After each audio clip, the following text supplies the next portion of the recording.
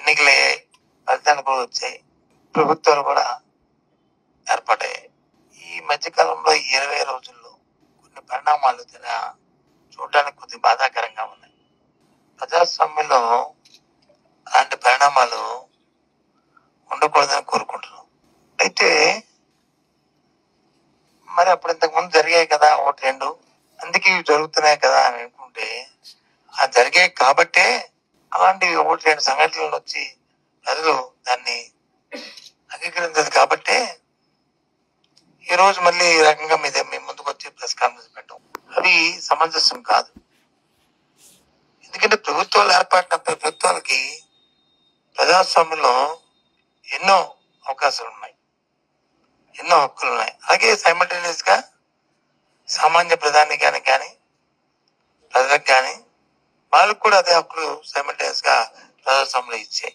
ఉదాహరణకి ఈ మధ్యకాలంలో రాష్ట్రం అంతా జరిగాయి, మన విజయనగరంలో కూడా జరిగింది, చూశాను. మన విజయనగరం పార్టీ ఆఫీస్కి వచ్చి అధికారంలో ఉన్న పార్టీ నాయకులు గౌరవ శాసనసభ్యులకు వెళ్ళడం అనేది నాకు తెలిసి ఇప్పుడు విజయనగరం లాంటి సంస్కృతి లాంటి పరిస్థితులు ఎప్పుడు లేవు. ఎందుకంటే పార్టీ ఆఫీస్ అనేది అది పూర్తిగా అది ప్రైవేటు, అది ఒక పార్టీది, పార్టీ తాలూకేది. అదే ఒక ప్రభుత్వ ఆఫీస్ అయితే ఇట్స్ ఫైన్, కాదు, తప్పు కాదు. ఇప్పుడు వైజాగ్ లో రుషికొండ ఉంది, మన గౌరవ శాసనసభ్యులు వెళ్ళారు, మన పార్టీ నాయకులు, ఓకే ఫైన్, తప్పు కాదు. కానీ ఇటు పార్టీ ఏమి లేదు, చట్టానికి విరుద్ధంగా ఉంది, ఏమో అందులో వచ్చి అవకతవకలు ఉన్నాయి, లేదు కొన్ని షార్ట్ ఫాల్స్ ఉన్నాయి, చట్టపరంగా చర్య తీసుకోండి, తప్పే ఉంది. ఎవరు వద్దన్నారు, ఎవరు అడ్డానికి ఎవరికి హక్కు, దానికి తగ్గ ప్రక్రియకి వెళ్తారు. అలాగే ప్రభుత్వాలు మారుతున్నప్పుడు నైతిక బాధ్యతగా ఎవరైతే నామినేట్ పోస్టుల్లో ఉన్న వాళ్ళు న్యాయంగా రాజీనామా చేయాలి. కొన్ని ప్రెసిడెంట్ ఆఫ్ ఇండియా లేదు గవర్నర్ తో నామినేట్ చేయడం రాజ్యాంగబద్ధమైన కొన్ని పోస్టులు ఉంటాయి, వాటిని కూడా చేయవలసిన అవసరాలు ఉంటాయి, చేయాలని అడుగుతారు. న్యాయంగా చేస్తే చేయొచ్చు, చేయకపోతే అటు సమయమైన వరకు ఉంటారు.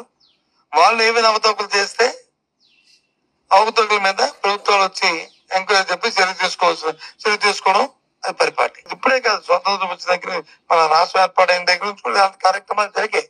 లేదు ఆ సంబంధించిన ఎవరైతే విక్టిమ్స్ ఉంటారో వాళ్ళు ఆ సంవత్సరం ముందుకెళ్ళి ధర్నాలు లేకపోతే డిమాండ్ చేయడం తప్పు కాదు, అది ప్రజాస్వామ్యంలో అది రైట్.